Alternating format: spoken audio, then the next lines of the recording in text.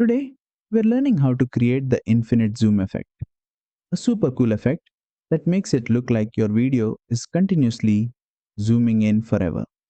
Let's get started. First, open CapCut and import your video into the project. Once it's on the timeline, tap on the clip to select it. From the bottom toolbar, go to Effects, then choose Video Effects. Now open the Motion tab and search for an effect called Infinite Zoom. Tap on it and you'll instantly see your clip begin to zoom continuously, creating that endless dynamic motion. Next, let's fine tune it. Tap on the effect again to open the adjustment options. Here, you'll find the speed slider. This controls how fast or slow your zoom happens.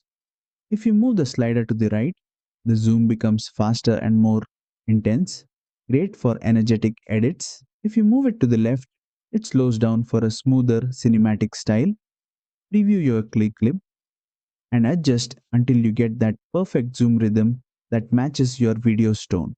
Once you're happy with it, play it back, and there you go, a seamless infinite zoom effect right inside CapCut Mobile. And that's it. You've learned how to add the infinite zoom effect in CapCut Mobile.